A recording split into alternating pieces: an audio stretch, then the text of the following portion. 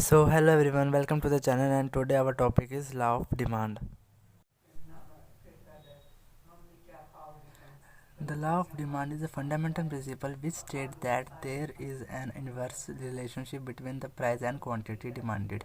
When the price of good is increased, quantity demanded will decrease. Conversely, as the price of good decrease, quantity demanded will increase. According to the Alfred Marshall, the law of demand states that other things being equal, the amount demanded increase with a fall in price and diminishing when price increase.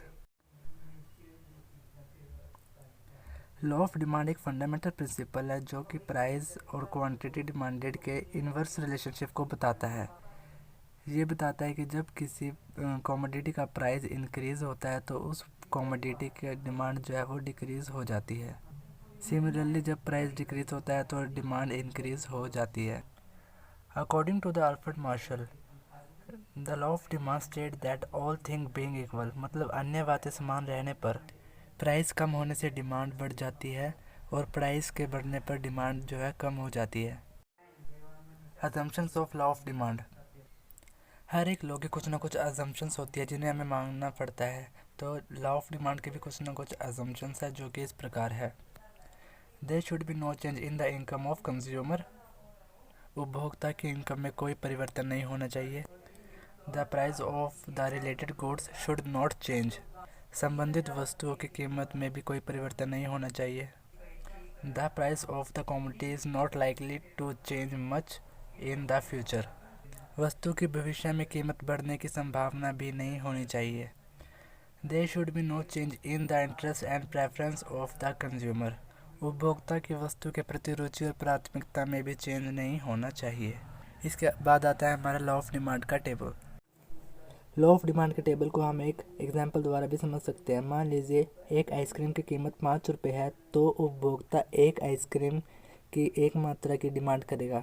जैसे जैसे उसकी कीमत कम हो जाएगी, 5 से घटकर 4 हो जाएगी, तो उपभोक्ता अपनी मांग बढ़ाकर 1 से 2 कर देगा। अब जैसे जैसे और कीमत कम होती जाएगी, 3 या फिर 2 या फिर 1 हो जाएगी, वैसे वैसे कंज्यूमर अपनी डिमांड बढ़ाता रहेगा। जब कीमत 1 रुपये हो जाती है तब कंज्यूमर 5 आइसक्रीम की डिमांड करेगा। इसके बाद आता है हमारा लॉ ऑफ डिमांड का डायग्राम। लॉ ऑफ डिमांड का डायग्राम जिसमें एक्स एक्सिस पर क्वांटिटी डिमांडेड और वाई एक्सिस पर प्राइस लिया गया है। अकॉर्डिंग टू द टेबल, जब आइसक्रीम की कीमत 5 रुपये होती है तब आइसक्रीम की जो डिमांड होती है वो 1 इकाई की होती है, यानी कि 5 रुपये की एक आइसक्रीम की डिमांड होती है। जैसे जैसे उसका प्राइस कम हो जाता है, 5 से घटकर 4 हो जाता है, वैसे वैसे डिमांड बढ़कर 1 से 2 हो जाती है। सिमिलरली जब आइसक्रीम का प्राइस 4 से घटकर 3 हो जाएगा तब उसकी डिमांड 2 से बढ़कर 3 हो जाएगी।